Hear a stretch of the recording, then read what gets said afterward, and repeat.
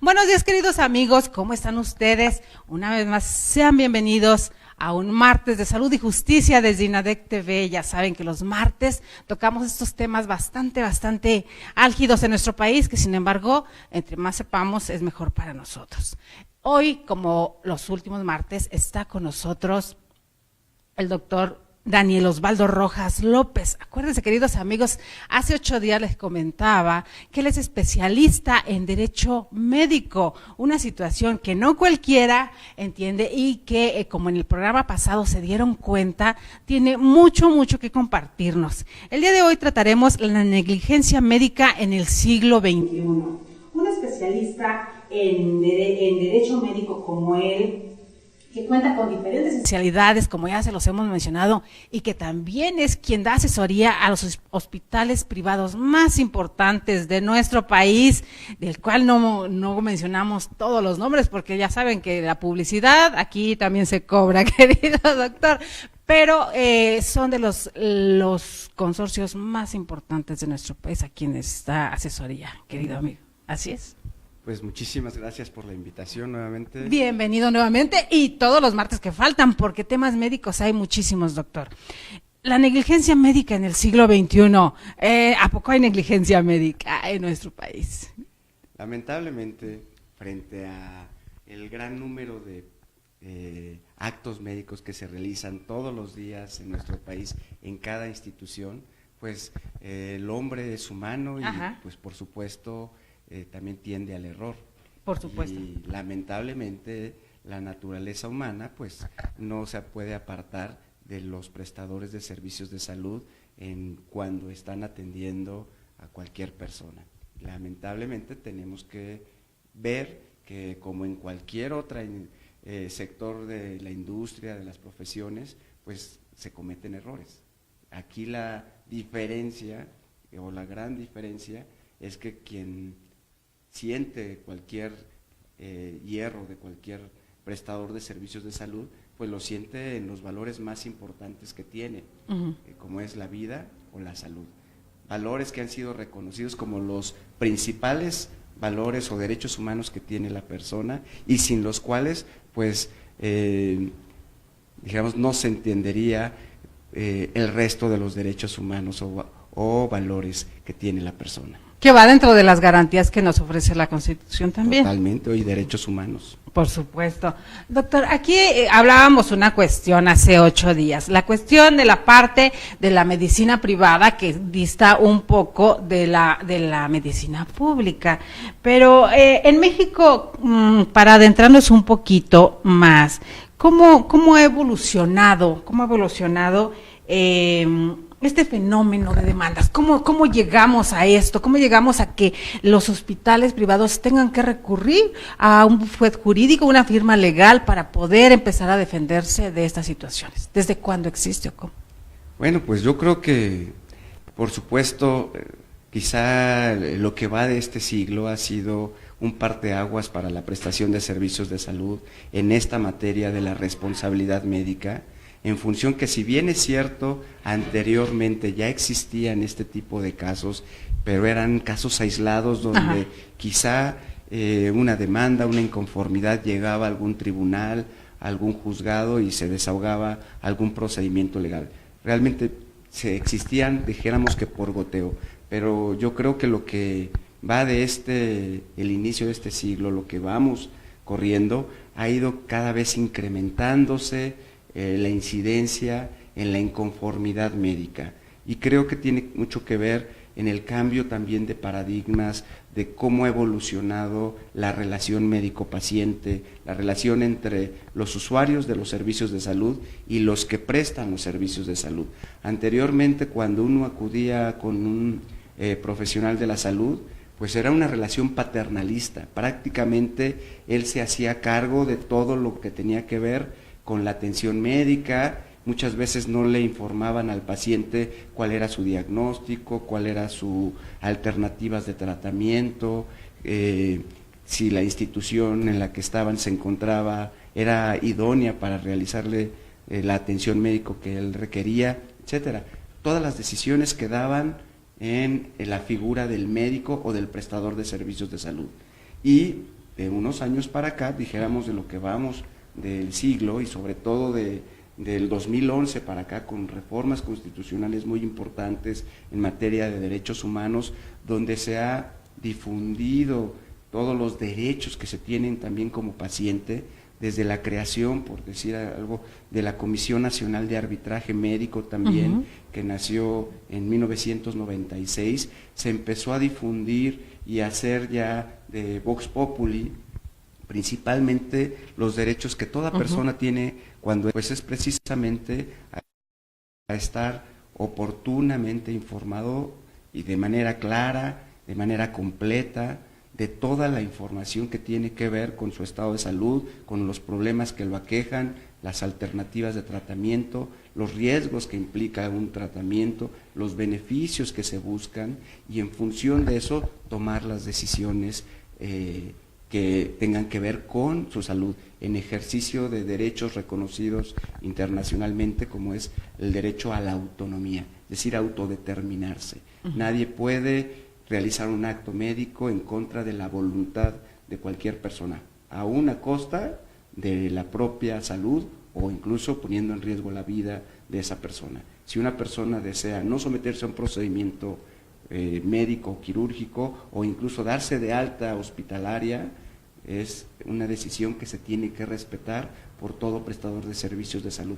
Entonces, eso ha hecho ese cambio de paradigma de un esquema paternalista a hoy en día un esquema donde se pone por delante el principio a la autonomía, el derecho a la autodeterminación, ha hecho totalmente una relación de igual a igual, donde hay una participación más importante y por supuesto como están más enterados, como son más sensibles a los derechos que tienen, a las obligaciones que tiene también su contraparte, pues los hacen valer y ahora por eso es que cada vez se va viendo que existe más quejas médicas, más reclamos en contra de prestadores de servicios de salud, desde el médico que da consulta privada en cualquier consultorio hasta de las grandes instituciones de salud y por supuesto pues también hay otros ingredientes que han hecho atractivo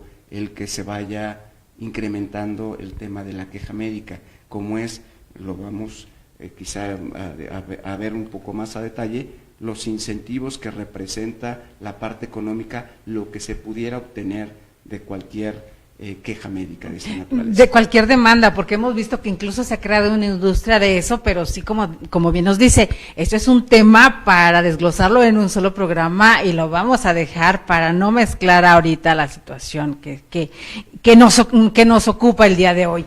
Como pueden ver, queridos amigos, el tema que estamos tratando es realmente muy, muy importante, la negligencia médica en el siglo XXI. Un especialista en la materia como el doctor Daniel nos está dando puntos muy importantes y los invitamos, por cierto, a que sigan en Twitter, en el hashtag Más que Leyes y el hashtag INADECTV para poder llevar toda la serie de comentarios, preguntas o demás que tengan. Cualquier pregunta que nos hagan llegar o que necesiten hacernos llegar al doctor Daniel, se la vamos a compartir para que él con sus mismos deditos conteste a ustedes directamente. Tenemos un correo, doctor querido, el de www.medicolegal.com.mx. Entonces ahí podemos también cualquier duda o cuestionamiento que tengan para usted contestar en este correo. Mi correo es de Daniel Rojas @medicolegal.com.mx. Y esta es la página. Es la página de internet que ahorita está en un proceso de actualización, pero con todo gusto si me contactan a través de cualquiera de estos dos medios, a vuelta de correo, con todo gusto les responderé lo antes posible. Además lo estamos convenciendo, queridos amigos, porque no tiene redes sociales, pero ahora al ingresar con nosotros acá en INADECTV en Más que Leyes, vamos a convencerlo de que ya cree sus redes sociales, porque esta interacción con el público, vaya que hace falta. Sabemos que es un hombre muy ocupado y que eso también resta mucho tiempo, pero también es una retroalimentación, ¿no, doctor? Intentaremos, por supuesto, involucrarnos en esta nueva era de las redes sociales. De las redes sociales. Pues muchas gracias. Vamos a continuar. Aquí tenemos alguna cuestión para identificar.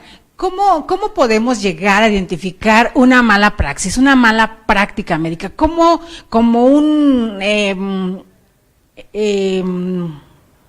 cliente, por decirlo, de tal o cual hospital, como alguien que estoy solicitando un servicio, ¿cómo identifico si fue una mala práctica o no?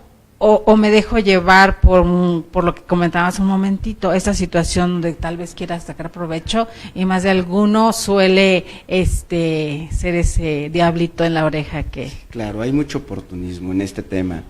La verdad es, hay mucho, primero oportunismo, hay también malinformación, desinformación y por supuesto hay gente que se trata de aprovechar de circunstancias que quizá no sean realmente un caso de negligencia médica, yo diría de mala práctica médica. Ajá. Y pues cualquier situación no deseada en la evolución o en la salud de un paciente, pues tratan de manera inmediata de encasillarlo o de marcarlo como una mala práctica médica, a veces sin conocer realmente el contexto en que se presentaron las situaciones. Primero hay que decir que todo acto médico o quirúrgico implica riesgos. No hay ningún acto que realice un médico o cualquier prestador de servicios de salud que sea inocuo. Todo tiene un riesgo. Por eso es la importancia de que los pacientes estén informados y autoricen el llevarse a cabo ese procedimiento. Entonces, partiendo de esa base de que todo acto médico que implica riesgos, pues hay riesgos que se tienen que ponderar y para poderse someter a ese procedimiento médico quirúrgico, pues el beneficio esperado siempre tiene que ser mayor que el riesgo. Entonces, ese es un acto de ponderación que todo prestador de servicios debe hacer. Tiene parte de principios bioéticos que es, primero, tratar de ayudar a sus pacientes. Segundo, es no dañarlo más allá de lo que actualmente se encuentra. Entonces, aquí es una situación, dijéramos, es un hilo a veces muy delgado, Ajá. el que es buena y que es mala práctica médica. Dijéramos, en términos generales, pudiéramos considerar la mala práctica médica como aquella que se aparta de los principios científicos y éticos que orientan la buena práctica médica, lo que se conoce como la lex artis médica. Uh-huh. Es decir, todo lo que la literatura médica magistral, lo que es la literatura médica reconocida, señala como la forma en que un médico debe de actuar cuando se le presenta determinadas situaciones.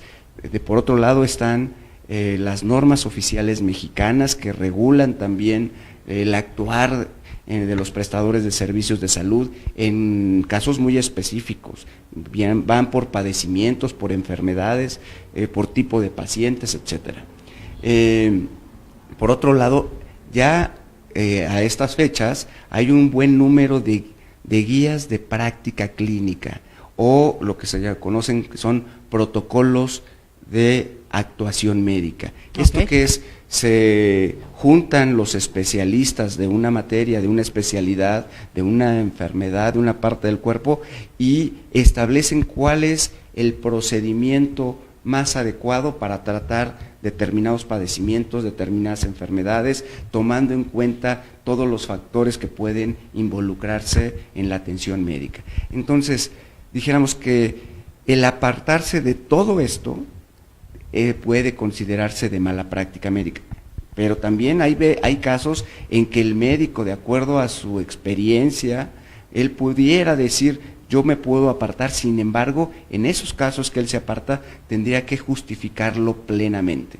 Es decir, hoy en día todo parte de medicina basada en evidencias. No puede hoy en día un médico decir, es que yo he hecho X cirugía de esta forma y nunca he tenido problemas y la llevo haciendo por más de 15, 20, 30 años, que ha habido veces, pero Ajá. no tiene ningún sustento científico. Si no tiene ningún sustento científico, él tendría que acreditar, digamos, con que él actuó de manera correcta conforme a lo que cualquier otro profesionista en circunstancias iguales hubiera actuado. Mala práctica es entonces apartarse de esos principios científicos y éticos que delinean el actuar de cualquier profesional de la salud o de cualquier institución de la salud. De esa manera pudiéramos distinguir, pero también tendríamos que hablar de que ese apartarse de lo que la buena práctica médica exige produzca un daño en la salud del paciente. No toda, dijéramos, mala práctica médica tiene implicaciones de carácter legal. Para que las tenga, necesariamente tendría que producir algún daño, alguna afectación a la salud, a la vida, a la integridad moral, al patrimonio del paciente o de alguno de sus familiares. Noté que hacía una diferencia entre mala práctica y negligencia. ¿Por qué hace esta diferencia? Porque de repente para el común de la población pudiera resultar que es lo mismo. ¿En qué radica la diferencia?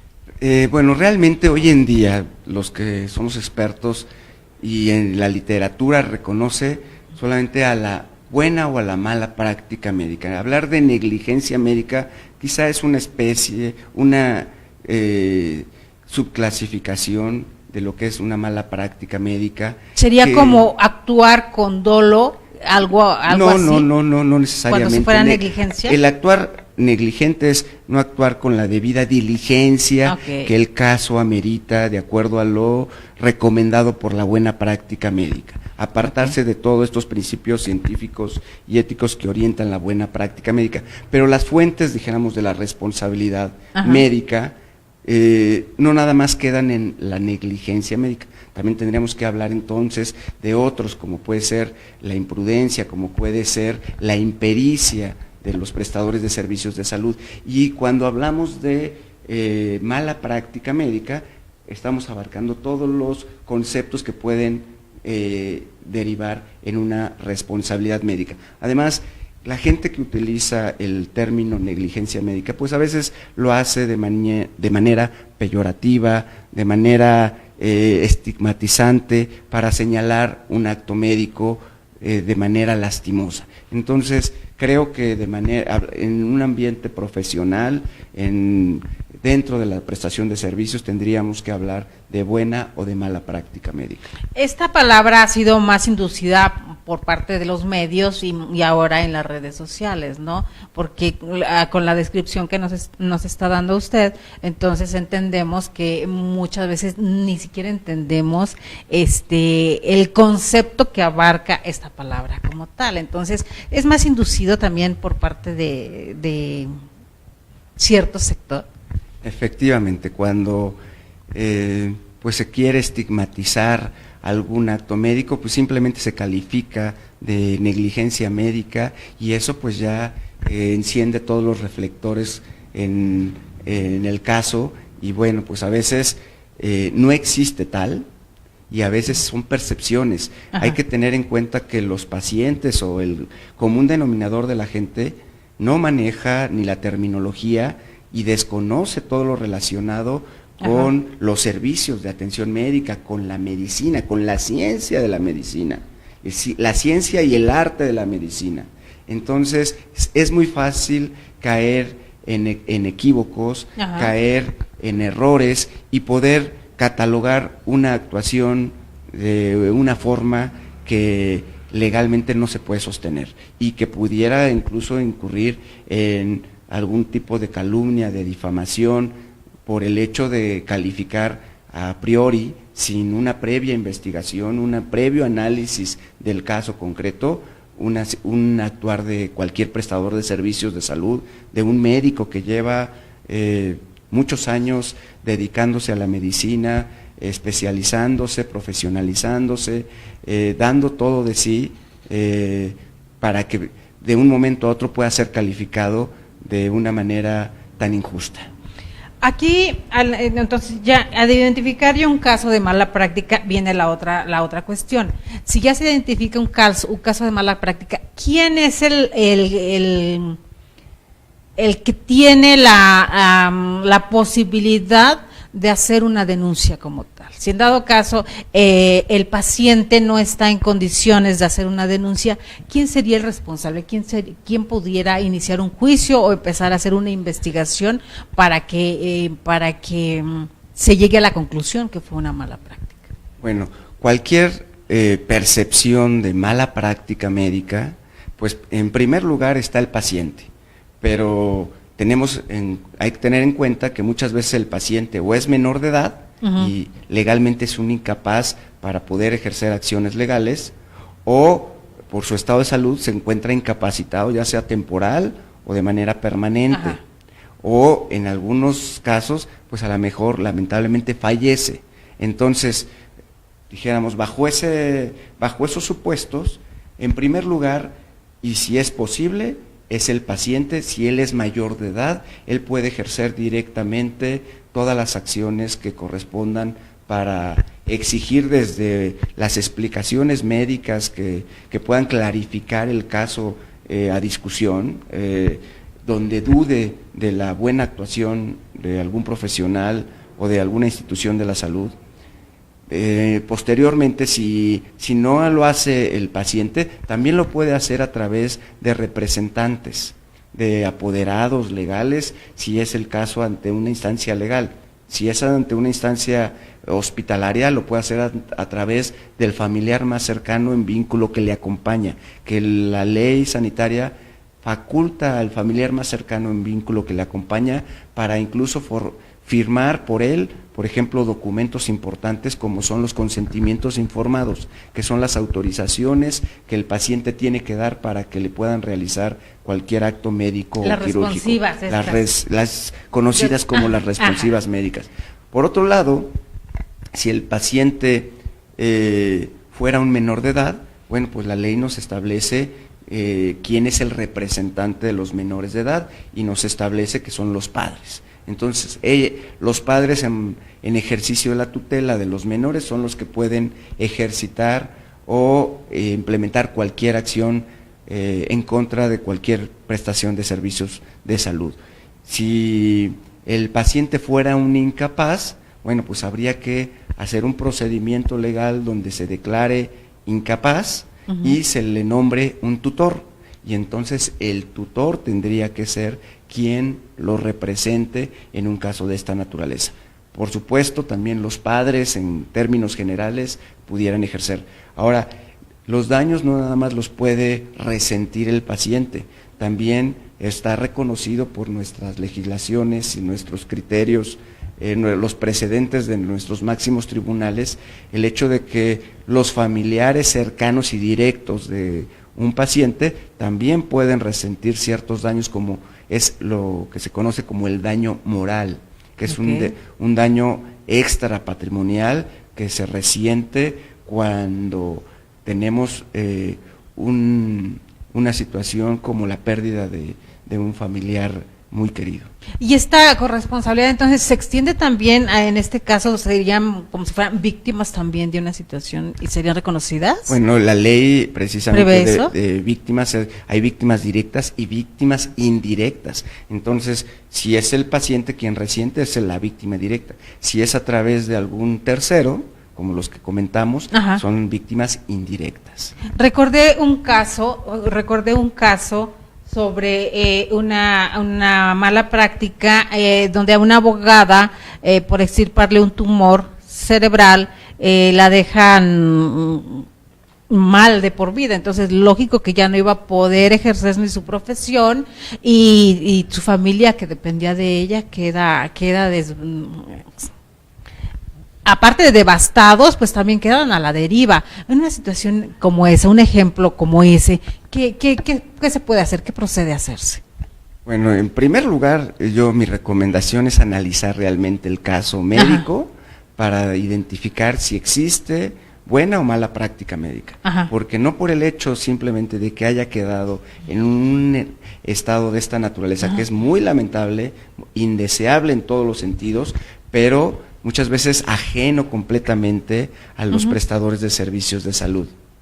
Es totalmente injusto el hecho de que se le reclame a un prestador de servicios de salud un resultado indeseable. Habría que ver que ese resultado indeseable es consecuencia inmediata y directa de mala práctica médica. Eso, en primer lugar, yo lo que recomiendo es hacer un análisis exhaustivo, como nosotros lo hacemos, un análisis causa-raíz de qué fue exactamente lo que ocasionó ese daño, porque tenemos casos que hemos representado donde exactamente el mismo caso, le extirpan un tumor cerebral a un paciente, a lo mejor a un joven, y resulta que al momento de extirpárselo, pues el cerebro también reacciona, y reacciona de manera importante a una inflamación súbita, que aun cuando se toman todas las medidas necesarias para controlar esa situación, pues siempre la medicina tiene límites. Los médicos no son dioses y los médicos no son héroes. claro. Muchas veces hacen actos heroicos, pero pues tienen limitaciones. Las limitaciones que la propia medicina a este siglo XXI tiene en todo el mundo y en cualquier lugar. Entonces, primero hay que ver cuál es la causa que originó ese daño que provocó en la paciente.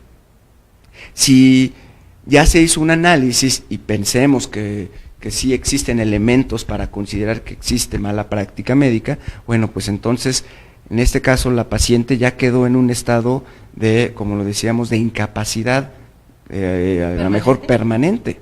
Lo que se tiene que hacer es un procedimiento legal donde se le declare interdicta, donde se le declare incapaz para ejercer acciones legales por sí misma, y se le nombre un tutor, y ese tutor se vuelve el representante del incapaz, o del pupilo le llaman, y entonces él es el único legitimado o capacitado para efecto de ejercer cualquier acción por esa circunstancia.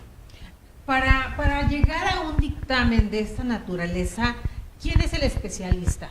Ustedes, obviamente, como abogados defensores de una parte o los abogados de la otra parte, ¿quién nombra o quién es el perito especializado? ¿Qué es? ¿Cómo lo hacen?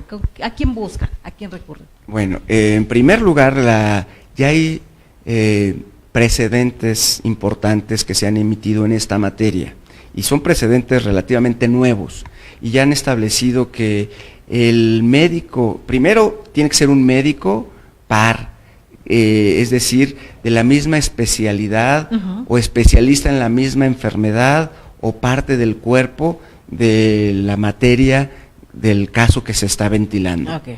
Entonces él sería el médico más capacitado, idóneo, para efecto de poder dilucidar si existe buena o mala práctica médica. Es decir, en caso de que tengamos un caso médico, tendríamos que buscar a pares, es decir, a similares, a médicos con las mismas credenciales, con la misma especialidad, la misma subespecialidad del médico que prestó el acto médico, si es que él era el idóneo para prestar ese acto, y si no, para el médico que sea más idóneo para poder dilucidar un caso médico en una especialidad, o tratándose de una enfermedad o de una parte del cuerpo. Y así decimos que este tipo de médicos tienen mayor idoneidad respecto a otros médicos que pueden tener otras especialidades o que pueden ser médicos incluso generales. Ellos están, por el conocimiento, la experiencia, la capacitación que tienen, más alejados para tener idoneidad en cuanto a dilucidar un caso de carácter médico. Entonces, este tipo de casos se resuelve y se dilucidan a través de periciales, y las periciales son periciales de médicos de estas características. Tomando en cuenta que cuando están en un quirófano no es un solo médico, hablando de estos hospitales que ustedes asesoran, que son de alta especialidad, de alta gama, que son muy grandes, sobre todo cuando estamos hablando de especialidades médicas. Tomando en cuenta que en un quirófano hay muchos médicos y especialistas en la materia, ¿cómo deciden o cómo se dan cuenta? Porque debe ser muy complicado. Hemos visto casos, por mencionarle uno, porque yo sí que siempre ando de mi total en las redes sociales y viendo todo lo que se me pone enfrente. Yo me acuerdo un caso sobre un médico que es demandado porque un paciente se empezó a sentir mal del estómago y tenía 2 años que se había operado. Entonces resulta que se hace ultrasonido y encuentran una mancha extraña en sus ultrasonidos. Lo revisan y se dan cuenta que estaba presentando problemas en un intestino. Y resulta que a este paciente, al momento de operarlo, de una situación que no era de los intestinos, le dejan una compresa en el cuerpo. Esto es muy extraño, por ahí está y le voy a buscar la liga y se la voy a enviar. No hay casos. Porque el intestino absorbe esta compresa muy extraña y es lo que tapona. Y está el video y está está documentado ahí cómo sacan un paño de este tamaño del intestino de este paciente y le tienen que cortar parte del intestino. Y aquí alegaba el médico que no era cuestión suya, sino la responsabilidad de la jefa de enfermeras, que tienen que contar los paños que utilizan, o sea, estas cuestiones médicas, y que de repente, a ver, no fue cuestión mía, yo fui el cirujano, yo operé, pero a mí no me toca o me cerrar o suturar y contar y checar. ¿Cómo logran esto? Perdón, queridos amigos, por todo este recuento, pero a veces como ciudadanos de a pie no logramos entender cuánto tiempo, qué tienen que hacer, cómo se lleva a cabo toda esta situación, que no es nada fácil. No, totalmente. Realmente son casos muy interesantes. Cada caso médico legal es distinto a otro y cada uno tiene su propia complejidad y cuestiones muy interesantes que analizar. Como decimos, nosotros lo que hacemos es un análisis causa-raíz de todos los casos y podemos de ahí empezar a dilucidar qué fue lo que sucedió y en la persona de quién es donde puede recaer algún tipo de responsabilidad. Hoy en día, por ejemplo, hablando de este caso, como en toda cirugía, participa un equipo multidisciplinario que se compone más o menos de las siguientes personas. El médico tratante, que es el médico que va a realizar la cirugía, y él se puede acompañar de 1 o 2 ayudantes que le están ayudando a realizar la cirugía. Entonces es el equipo, son los quirúrgicos, digamos, los médicos quirúrgicos. Por otro lado está el anestesiólogo, que se encarga de precisamente administrar la anestesia y de mantener al paciente durante la cirugía perfectamente anestesiado y cuidar de todos sus signos vitales, que cualquier alteración se pueda tomar las medidas necesarias, adecuadas, incluyendo hasta suspender la cirugía. Así es. Él puede también acompañarse de algún ayudante. Entonces tenemos el equipo de anestesia. Por otro lado, tenemos el equipo de apoyo, que son el equipo de enfermería. Este equipo de enfermería, hay 2 principales figuras. Una, la enfermera instrumentista, que es la que le ayuda y le pasa de manera directa al médico que está haciendo la cirugía todo el material, todos los instrumentales, todos los materiales precisamente de curación, como gasas, compresas, cualquier insumo que se requiera para la cirugía. Y por otro lado está la enfermera circulante, que es la que entra y sale y se mueve durante todo el quirófano para llevar y traer más material y que requiere algo, y entonces se lo pasa a la enfermera instrumentista y la instrumentista a su vez al equipo médico. Entonces, y en algunas otras cirugías, cuando se utilizan equipos especiales, pues están los técnicos también de esos equipos, a veces están también los técnicos que llevan los materiales de órtesis, de osteosíntesis, como las placas, los clavos, los tornillos, cuando son cuestiones ortopédicas o cuestiones neurológicas, que llevan todo aquello que le pueden colocar a una persona. Entonces, ya hay una claridad desde el punto de vista médico, hospitalario, de cuál es la función que debe de desempeñar cada persona en un procedimiento quirúrgico. Y está muy delimitado cuál es su campo de acción, cuáles son las funciones y qué es lo que debe de hacer. Por lo que respecta, por ejemplo, al tema de todo el material que se utiliza y que es, a veces, dijéramos, cada vez es menos común porque se han venido tomando medidas preventivas para evitar que esto suceda, pero sigue sucediendo lamentablemente el hecho de que se quedan o una compresa, una gasa o incluso hasta algún instrumental. Exacto. ¿Por qué razón? Se explica. El médico, una vez que está haciendo la cirugía, ya que termina la cirugía, tiene que empezar a cerrar. Antes de empezar a cerrar, tiene que preguntar a la instrumentista, que es la que contabiliza perfectamente todo lo que se está utilizando. Si le da 5 pinzas, tiene que tener de regreso 5 pinzas. Si le da 10 compresas, tiene que tener de regreso 10 compresas. No, cuando le entregan no es algo que se vaya al bote de la basura y se pierde la contabilidad, no, se tiene que llevar una perfecta administración y contabilidad de todo el material e instrumental que se utiliza durante una cirugía, de tal suerte que el médico, antes de cerrar, y como cierran por planos, van preguntando a la enfermera, tiene que hacerlo en distintos momentos, la pregunta, si hay cuenta completa, si la inventario de todo el inventario del material. Si la enfermera le dice cuenta completa, entonces él sigue cerrando.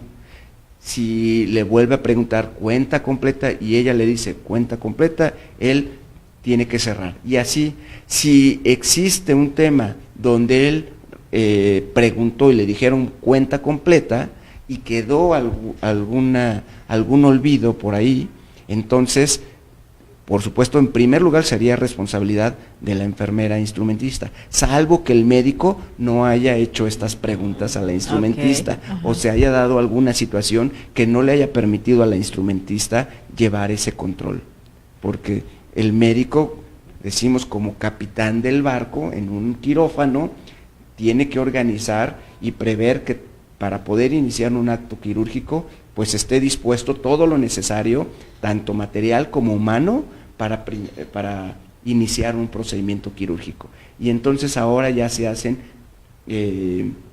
checklist de verificar que antes de iniciar una cirugía se tomen en medidas de seguridad, de verificación, que todo esté dispuesto para iniciar de manera oportuna y correcta un procedimiento quirúrgico. Entonces, ya de esa forma nosotros vamos delimitando la responsabilidad y en un juicio, pues precisamente ese tipo de situaciones van saliendo a la luz de quién cometió, por ejemplo, u omitió algún acto que pudo haber ocasionado esta situación.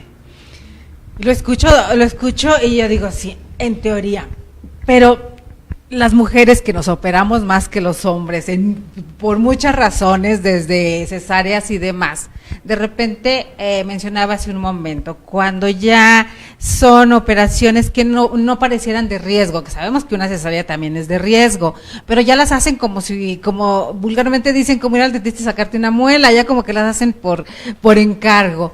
Y de repente nos damos cuenta, ahorita que mencionaba toda esta situación, en teoría, de repente yo recuerdo, y hablo en primera persona, cómo estás en una operación y doctores y enfermeras están en pleno chacoteo y con la música cantando, que yo creo que no están tan atentos a todo lo que nos estaba diciendo, queridísimo, y eso se lo digo porque de repente uno sí se queda impactado. A mí me pasó, y vuelvo a referir ejemplo personal, de que hace 2 años que yo tuve una cirugía, es la primera vez que un anestesiólogo un anestesista viene a revisar y te miden la tráquea, porque si necesitaras en algún momento una traqueotomía y demás, tiene que estar preparado, y a veces sí, cuando no estás acostumbrado a que te hagan esa serie de revisiones y preguntas y demás, pues sí dices, ay, caray, esto no lo sabía, ¿no? Porque me han operado más veces y nunca me había pasado.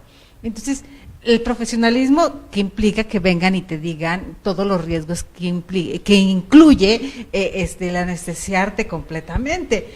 Pero está la otra parte que le digo también, muchas veces sí hay una gran diferencia entre la iniciativa privada y las instituciones públicas, porque si en iniciativa privada ha tocado eso, en las públicas son cosas todavía más complicadas, de que los practicantes o los residentes son los que realizan estas cirugías.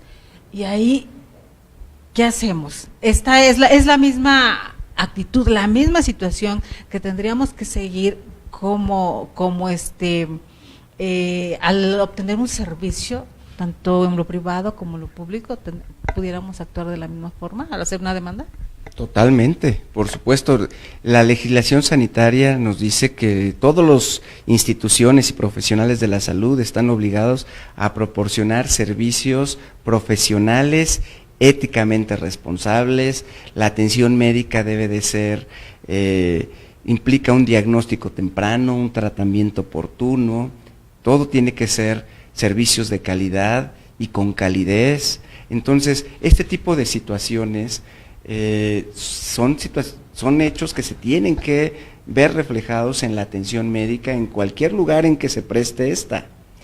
El hecho de que en algunas instituciones de salud, pues quien presta los servicios son no diría los practicantes, sino que son los mismos estudiantes, ya sea de medicina, o son los mismos estudiantes de las especialidades de medicina que están en su proceso de formación, y que dentro de su proceso de formación pues tienen que también pasar por este tipo de prácticas necesarias para que el día de mañana sean los expertos en este tipo de actos médicos o procedimientos. Pues las disposiciones sanitarias son muy claras en decir que cuando actúa un estudiante, ya sea de medicina o un estudiante de alguna especialidad, aunque ya sea médico, siempre está bajo la responsabilidad de un médico ya especialista en los servicios que se están proporcionando. Y todos los actos médicos que realicen estos médicos que están en periodo de formación, pues están sujetos a lo que el médico responsable, a las indicaciones que ellos les den. Y si el médico responsable no está presente, pues es bajo su propia responsabilidad. Lo que suceda dentro de un quirófano. Lo que suceda, es como si el médico lleva a sus ayudantes y el médico por alguna razón se retira de la cirugía, entonces pues queda el hecho que se haya retirado no lo libera, no lo exime ni libera de la responsabilidad. Él es el responsable del paciente, y todo lo que le llegue a pasar de manera indebida a ese paciente, por supuesto, él tiene que responder. Es que recordé, querido mío, algunas denuncias que nos había hecho el doctor Rodolfo Ondarza, que también ha estado los martes con nosotros, respecto a que incluso en el Instituto Nacional de Neurología y Neurociencia, los que operaban, estamos hablando de cerebros, eran residentes, no eran los médicos especialistas. Son situaciones bien complicadas que suceden. Y aquí vuelvo a referir un ejemplo personal. Mi abuelita, paz descanse, ya falleció, pero en algún momento, hace muchos años, tuvo una fractura en una mano, la muñeca. La refieren al hospital en Querétaro, al Hospital General, la llevan hasta allá, porque en el municipio pues no tenían para realizar la cirugía que necesitaba. La llevan hasta el Hospital General a Querétaro, y al estar allá, se supone que le acomodan el hueso, pero ¿sabe qué hicieron? Era muy pequeña en ese tiempo, pero ahora veo el barbarismo. Después de que la herida abierta, la suturan y demás, le ponen un yeso. Encima de una herida abierta, le ponen un yeso, y la gente cuando eres de provincia y no tienes el conocimiento, pues tú confías en el médico. Entonces, ¿qué pasaba? Que con el yeso, pues aquella herida nunca estaba ventilada, hasta que mi madre se da cuenta de que la mano estaba oliendo mal, al grado de que la lleva al médico, le abren y dijo, no, pues es que hay que amputarla porque no tiene remedio. O sea, esto que le refiero sigue ocurriendo a lo largo y ancho de nuestro país y en provincia, más en las cuestiones públicas. Obviamente mi madre se opuso y sacó a mi abuelita en ese momento y la lleva con un particular. El hueso le soldó mal, pero no perdió la mano y toda la vida quedó así ya de por vida. Pero lo único que le agradecía a Dios mi abuelita era no haber perdido su mano. Claro. Situaciones como estas, y se lo digo de ejemplo propio de lo que ha pasado, porque esas situaciones son millones las que en nuestro país predominan, sobre todo en la iniciativa, en las cuestiones públicas, en la salud pública. Entonces, pues una de las funciones, queridos amigos, del tener un especialista en la materia y que nos esté compartiendo sus conocimientos, es para saber y no permitir que esas situaciones pasen. ¿Qué hacemos, doctor? Bueno, en primer lugar, hay casos verdaderamente lamentables que efectivamente sí se puede acreditar algún tipo de mala práctica médica, porque a lo mejor el prestador de servicios de salud no le informó de manera clara, completa, oportuna, entendible al paciente o a sus familiares todos los cuidados posoperatorios que implica un procedimiento quirúrgico. Ajá. Como el que le realizaron, o el haberle puesto algún material de esta naturaleza. El tema es que también hay que analizar que las dos partes tienen derechos y tienen obligaciones. Claro. La obligación del prestador de servicios de salud es, dijéramos, en el momento que egresa un paciente, es darles todas las indicaciones y recomendaciones de egreso, entre ellas el cuidado de la herida quirúrgica, las medidas de prevención de infecciones, de alimentación, de toda la parte de los medicamentos que se tiene que tomar, las limitaciones que debe de tener en cuanto a movimientos, ejercicios, actividades físicas, etcétera. ¿Para qué? Para que el paciente, con base en esas indicaciones, pues las acate, como decimos, al pie de la letra, porque cualquier incumplimiento de una indicación médica pudiera ocasionar una situación de esta naturaleza. Una recomendación que dijéramos por default dan los médicos cuando egresa un paciente después de un procedimiento quirúrgico es que cualquier complicación que se presente en el paciente, como es temperatura, que enrojecimiento, dolor, algunos síntomas o signos que pudiera tener una persona cuando está cursando una complicación médica, pues implica que tienen que regresar de inmediato o llamar de inmediato al médico que los atendió, a la institución de salud que los atendió, y si no, acudir a cualquier otro servicio de urgencias para tratarse. Pero a veces la gente también, como pacientes, somos muy malos pacientes. Como dicen, nos empezamos a sentir bien y dejamos de tomar la medicina, sí. Volvemos a nuestra rutina de actividades normales, hacemos... O nos urge, o hacemos actividades o cosas que debíamos evitar, cuando menos en un periodo de convalecencia o de recuperación. Entonces, a veces ese tipo de incumplimientos a las obligaciones de las indicaciones médicas, pues se las queremos achacar a los prestadores de servicios de salud, y entonces calificamos de que estuvo mala cirugía, de que le pusieron un material y no le dijeron qué hacer.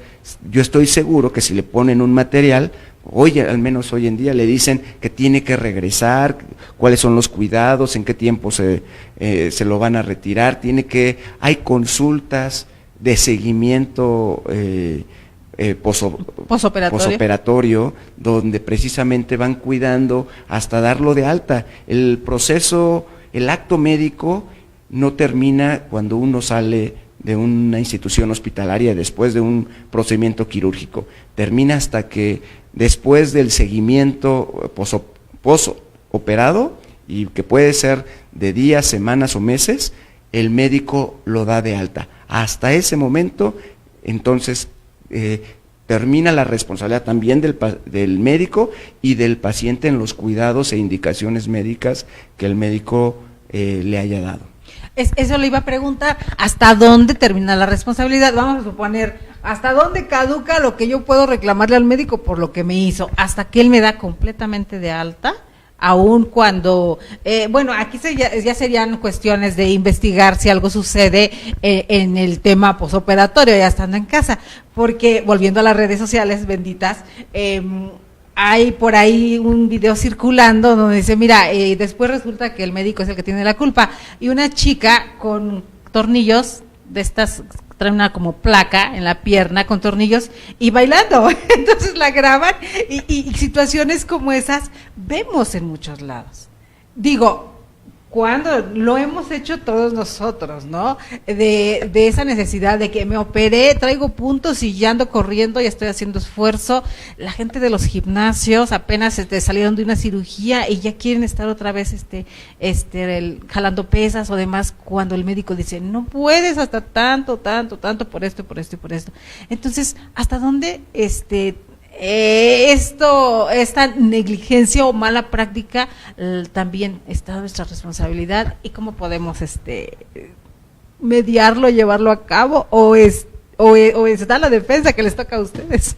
Bueno, pues precisamente es reconocer que como paciente se tienen derechos, sí, de exigir que la atención médica sea de calidad, idónea, con un trato digno, responsable, ético, profesional, por cualquier persona que se involucra en la prestación de servicios de salud, pero también tiene la obligación de cumplir las indicaciones médicas, entre otras obligaciones.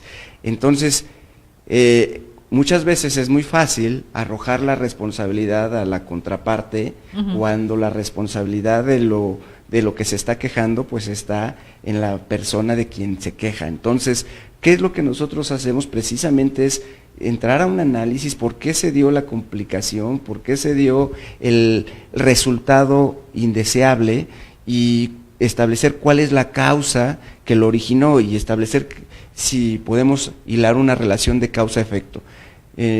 Para que pueda haber una responsabilidad médica, debe haber una relación perfecta de causa-efecto entre una conducta médica apartada de lo que exige la buena práctica médica, que se considera un hecho ilícito o contrario a las buenas costumbres, un daño en la salud, en la vida, en la integridad de las personas, y un nexo causal que haga perfecto una relación de causa-efecto entre el acto médico y el daño causado. Si no existe eso, no puede existir responsabilidad médica. Si la causa que originó ese daño o ese resultado indeseable en la salud o en la vida de la persona deriva muchas veces de un mal cuidado en la atención, de una desatención, de que no cumplió con las indicaciones o observó las prescripciones médicas, se sintió bien y se dejó de tomar el medicamento, incurrió en actividades que no estaban autorizadas por el médico, incluso que estaban prohibidas, pues entonces el responsable es uno mismo, y no podemos quererle trasladar la responsabilidad a un tercero, mucho menos a quien presta servicios de salud. En este caso son lo que le llaman la investigación forense, porque se da mucho más cuando hay aseguradoras de por medio, ¿no? Digo, porque ya cuando se trata de dinero, que dijimos que será tema para otro programa, pero se da mucho por ahí, ¿no? Que se tiene que hacer una investigación exhaustiva de todos los acontecimientos para poder no solamente hacer el diagnóstico, sino una evaluación muy muy concreta de cada caso. Por supuesto, cada caso, como lo dijimos hace un momento, tiene que ser materia de un análisis exhaustivo, de un análisis causa-raíz, de buscar cuáles fueron las causas que originaron ese daño. Queridos amigos, pues estamos hablando de la negligencia médica en el siglo XXI. Antes de seguir, doctor querido, porque ya se nos va a terminar el tiempo. O sea, Murdoch, ven, se nos va como agua, y cuando está el tema tan interesante, de verdad, se nos va rapidísimo. Queridos amigos, no olviden que tenemos el hashtag de INADECTV y el hashtag de Más que Leyes para que nos dejen sus preguntas, sus cuestionamientos, felicitaciones, temas y de todos los temas que tratamos a lo largo de la semana, pero precisamente hoy en martes de Salud y Justicia con el doctor Daniel Rojas. Abogado. Por favor, abogado Daniel Rojas, mándenos sus preguntas y demás. Por aquí le envían saludos, doctor René Guzmán, saludos René Guzmán, envían saludos, Eva Sandoval, Séforo Corrales nos manda saludos, buen día quienes están conectados, por ahí nuestra querida Nirvanara en Mexicali, que siempre nos está mirando, a Dianita por allá en Tamaulipas, a nuestro amigo Texas, es que yo luego ya los conozco por los nicknames, en Estados Unidos, a quienes están pendientes de nuestros programas, que siempre nos auxilian con sus cuestionamientos y preguntas después. Nos decía, doctor, para continuar con este tema, ¿cuánto tiempo se lleva un caso aproximadamente?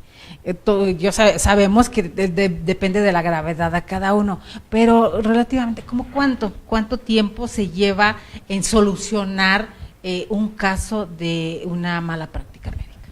Es un tema bien interesante los tiempos en esta materia. A veces, para poder armar un caso y presentarlo ante alguna autoridad, pueden pasar meses o a veces años. Incluso nosotros a veces recibimos demandas de más de un año, lo común es más de un año que hayan pasado los hechos, porque por supuesto la persona se tiene que primero estabilizar, resolver el problema de su salud y después pensar en hacer un reclamo, ¿no? Hay alguien que a veces suceden los hechos y muy rápido, de inmediato, están ya presentando acciones. Ni siquiera sale del legales, hospital. A veces no salen ni del hospital y ya están reclamando situaciones. Bueno, primero hay que ver el tiempo que tarda armar un caso y que puede, para una persona, un paciente que no conoce las cuestiones médicas, armar un caso de esta naturaleza, pues puede ser algo complejo y que puede necesitar apoyos de distintas especialidades, de distintas personas para poder armar e incluso determinar si tiene realmente un caso. Como decíamos, no vaya a ser que la mala práctica pues no le es imputable a él, sino le es imputable no le es imputable al médico, sino le puede ser imputable al paciente. Entonces, ese sería el primer lugar. Después, una vez que se inicia cualquier reclamo, pues depende la vía o la instancia por la que se ejerza la acción legal correspondiente. Si se va, por ejemplo, vamos a empezar desde lo más sencillo, que es un procedimiento ante las comisiones de arbitraje médico, pues puede ser cuestión de un promedio de 2-3 meses, si se queda en la parte conciliatoria. Si se va a la parte del arbitraje médico, donde es un procedimiento llevado en forma de juicio, donde ambas partes ofrecen pruebas, se desahogan esas pruebas, alegan lo que a su derecho convenga, se emiten esos alegatos y se emite una resolución llamada laudo, pues ese es un promedio cuando menos de un año. Entonces, y de ahí el tema es que puede haber otras instancias, ¿no? La parte que no le gusta el resultado de ese laudo, pues puede inconformarse con él en otra instancia, y se puede ir a otra instancia que puede tardar entre 6 meses, 8, un año. Entonces, a lo mejor, hablando de un procedimiento en CONAMED, pues van en estos términos, desde 3 meses, que puede ser un promedio algo rápido, hasta un promedio de 2 años en promedio, puede haber más. Ahora, si se va a una instancia civil, los juicios civiles, donde el reclamo es económico, pues puede ser el promedio es de 3 años. Y ahí depende de la pericia de los abogados. Totalmente, de la pericia y también la actividad que realicen los abogados dentro del juicio, ¿no? Hay juicios que se van muy rápido y hay juicios que se van muy lento.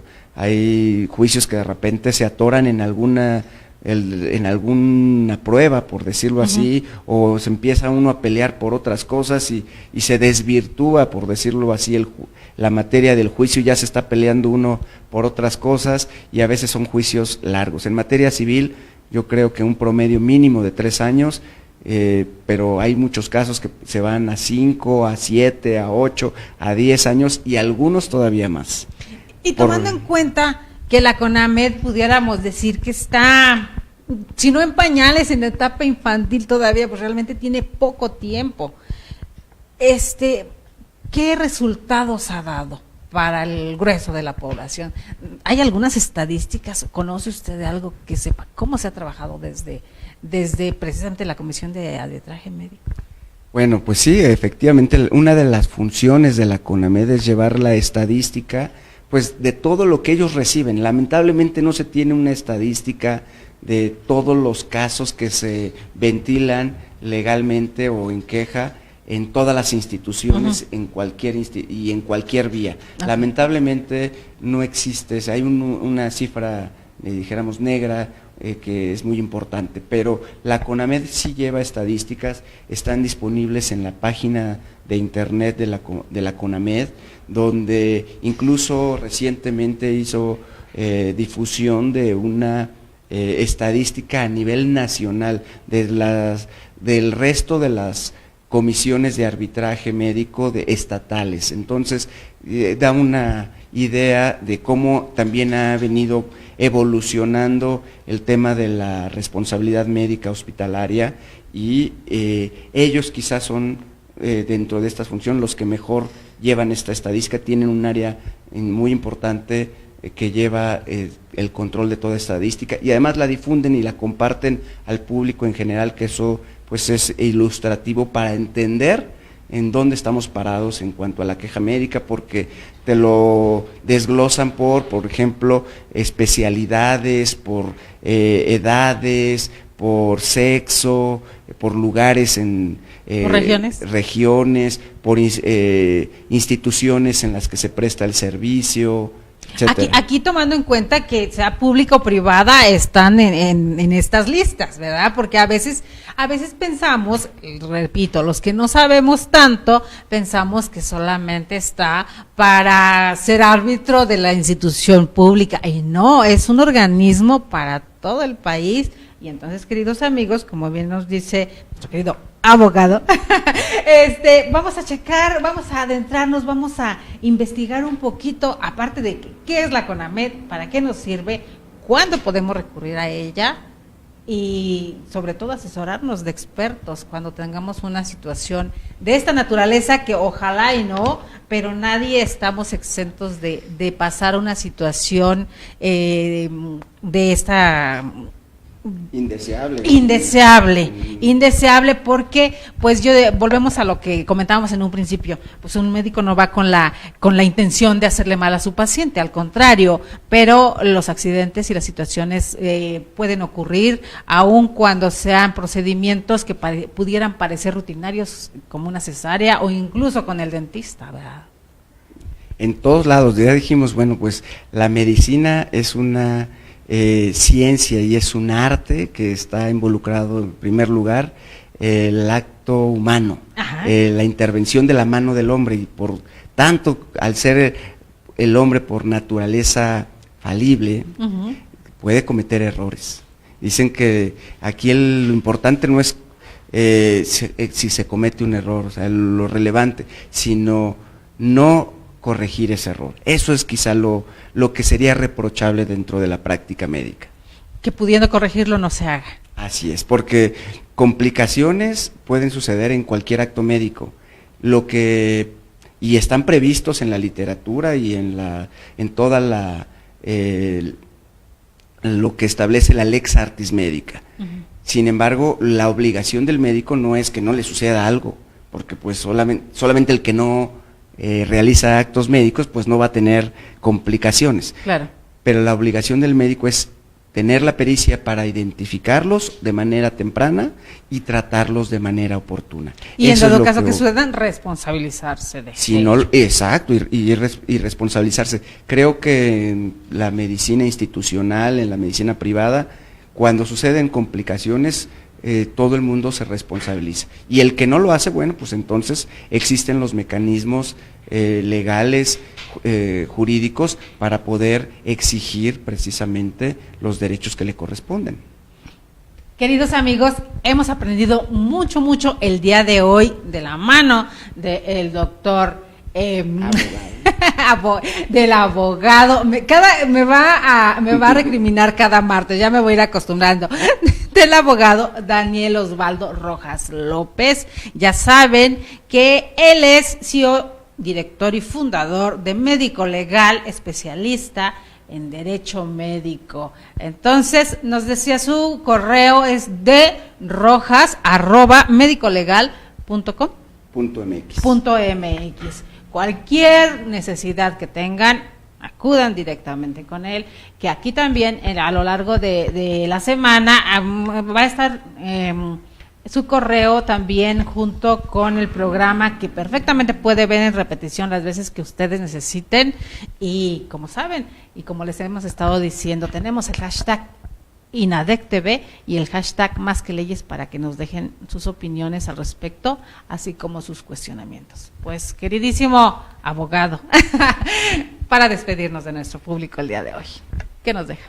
Pues primero agradezco la invitación, estoy gustoso de poder compartir pues la experiencia que tenemos ya de más de 23 años en el ejercicio profesional de atender casos únicamente médicos hospitalarios, de poder colaborar en los casos que nos han invitado a participar con mucho gusto, de poder apoyar a los prestadores de servicios de salud, de poder dilucidar los casos que los pacientes tienen como inconformidad y que a veces sienten que tienen un caso cuando deriva el tema de desconocimiento o falta de conocimiento de cómo opera la práctica médica o cómo se organizan las instituciones de salud, y es algo importante que todos los que somos personas, pues en algún momento somos pacientes. Así y conozcamos de manera clara y completa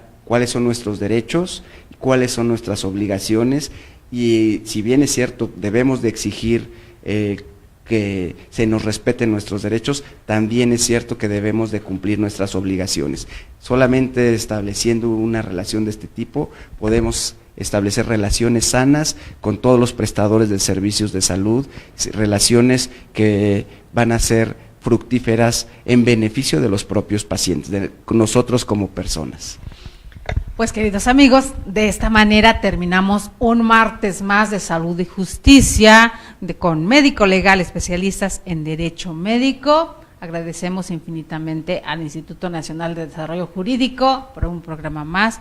Los esperamos el martes que viene nuevamente con el doctor Daniel Rojas con otros de esos temas, o si no aceptamos sugerencias, también que vayan mandando sugerencias, qué es lo que quieren saber respecto a toda la situación legal de los médicos, los pacientes y los abogados, ¿verdad, doctor? Abogado.